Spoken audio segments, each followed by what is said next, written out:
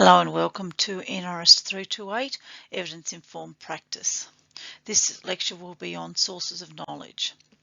So what we're going to do in this short lecture is talk about the sources of knowledge, nursing knowledge, and examine some of the ways that knowledge is acquired in nursing practice.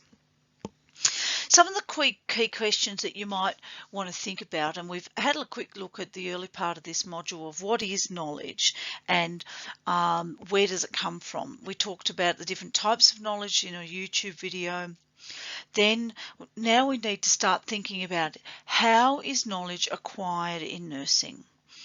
Is most of it based on research, or are other ways that we get knowledge?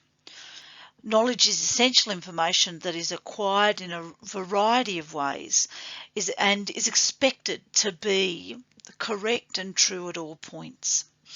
During your education here in your degree, you've acquired a huge amount of knowledge throughout both your theoretical and your clinical subjects, as well as your workplace learning experiences. You've needed to synthesize, evaluate, organize ideas, to incorporate the theory into the practice as you've tried to put all that together. But the quality of your nursing practice really depends on the quality of the knowledge that you have learned. Get it from a great source, your practice is going to be better. Get it from a poor source, and you may have issues with your practice. So we're going to have a look at some of the sources of where knowledge is attained in nursing. So here we have tradition, authority, borrowing, trial and error, personal experience, role modelling, intuition, and reasoning. You'll have seen the diagram that I've put just above this this lecture in the module page, so you can see this already illustrated. So first, let's look at tradition. Tradition really includes truths or beliefs based on custom and past trends that nursing traditions from the past have been transferred to the present by either written word or verbal communication. So storytelling about what we do here. This is how we do this particular procedure, for example. Or you may hear, that's not what we do here. What we do here on ward X is this. For example, many of the policy and procedure manuals that you have seen on your workplace learning have traditionally come from places where it's traditional ideas. Some have gone through QA and have that sort of process where they're looking at the manuals to make sure that they're based on good quality knowledge and information. Traditions can positively influence nursing if they were developed from effective nursing practices in the past. However, traditions can also narrow and limit the experience sought by those trying to use them as a way of acquiring knowledge, and that can impact on your nursing practice. This you need to think about in terms of how you want to practice. So sometimes they are good ways, other times it can be narrowing. The problem is that many traditions haven't been tested for accuracy and efficiency through research. Authority. Usually authority relates to a person with expertise and power that is able to influence the behaviour and opinions of others. This person is usually given authority because it is thought that he or she knows more about a particular area than others do. They might be, in our cases, they might be the NUM, it might be the CNS or the CNE in the ward that you're working on or have your workplace learning experience on. For them, knowledge is acquired from authority, and that this is illustrated when one person credits another as the source of information. We've seen this quite a bit where students reference lecturers or lectures, and this is this same idea of using authority as a source of knowledge. Sometimes we see nurses publish articles or books, and they're then considered authorities. Many customs or traditional ways of doing things are maintained by authorities, and like tradition, much of the knowledge acquired through authorities has not been tested for accuracy and efficiency through research, and so it's not verified. Borrowing. Some nursing leaders, particularly in the past, described the acquisition of nursing knowledge as information borrowed from a range of other health professionals and disciplines, such as medicine, sociology, psychology, physiology, and education. Borrowing this knowledge in nursing involves the appropriation and use of knowledge from other fields to guide nursing practice. Nursing has borrowed in a couple of ways. For years, nurses have taken information from other disciplines and integrated it, applied it directly to nursing practice. Sometimes this information wasn't integrated well and didn't have the focus of unique focus of nursing.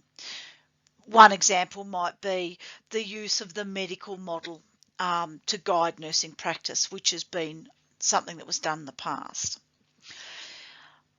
The second way in which nurses can borrow information, which is much more useful, involves the integration of information from other disciplines into the focus of nursing. So you're really thinking about how that can be used with our ways of doing things and our belief systems. So there are a range of models that nursing uses, but not many places use the medical model anymore. So for example, we've taken information from some of these other health professionals and applied and integrated it within the nursing models. Trial and error. This is that expression, if at first you don't succeed, try again. This is an approach with unknown outcomes that can be used in a situation of uncertainty where other sources of knowledge may not be available. Because, as you know, each patient has the capacity to respond uniquely in a situation. Sometimes there's uncertainty in nursing practice. So one drug works on one patient but doesn't work as well in another. I'm sure you've seen this. Because each time that you do that, you are trialing that drug. Sometimes it works and sometimes you move on to something. So it can be useful, but, and this is a but, trial and error frequently involves no formal documentation about the effectiveness or ineffectiveness of the treatment and or nursing practice that was given, which means that the knowledge gained from this experience is often not shared with others, which means that the same situation can occur time and time again, both throughout time, but within the same time period at a range of different hospitals and wards, because knowledge isn't shared. The problem with this is, of course, again, like some of the ones I spoke about a few minutes ago, is that there's often no verification through research. The next one is personal experience, and that is gained by being personally involved in an event, situation, or circumstance. In nursing, personal experience enables you to gain skills and expertise by providing care to patients and families in all sorts of settings. It might be something like a car accident, managing a person with dementia or asthma, or a different sort of situation. Again, the problem with this sort of situation is that what works in one context may not be transferable to other nursing contexts, and you have to think about this, and that's important. Role modelling. This is often seen where one person is learning by looking at the behaviour of others and trying to imitate that. Sometimes we hear the word mentor, and often when you start a new grade situation, you'll be given a mentor, and that's good because usually they're well experienced nurses and they have lots to share. It can be a very useful way to acquire knowledge, but the knowledge will only be as good as the role model, and again may not be tested by research. Intuition. Now, intuition is an interesting one because you hear it quite often, and you may have already heard it through your workplace learning experiences, where nurses might say, I've just got a gut feeling this patient's going to go off, or I've got a hunch something's wrong there, I just can't put my finger on it. And usually it's an insight or understanding of a situation that can't be explained by logical reasoning. So, some people ascribe it to being as real as magic. However, researchers such as Benner in the mid-80s talked about, and there's many disciples of Benner's work that goes on. She wrote about From Novice to Expert, and part of becoming an expert is how knowledge becomes incorporated into how you live. So, for example, the experienced nurse that looks at the patient in bed 7 and says, I think we better move this person closer. They're not a very good colour, but their obs are all okay, is not going on a magical feeling or a gut feeling. They are actually going on that personal experience of seeing this sort of thing many times. And what they're seeing is a change in colour, perhaps before an event such as an acute myocardial infarction. Reasoning. Now, this is the last way in which we can get information. Now, this is the process of organising, evaluating and analysing information to reach a logical conclusion. And this is the way that most research is undertaken.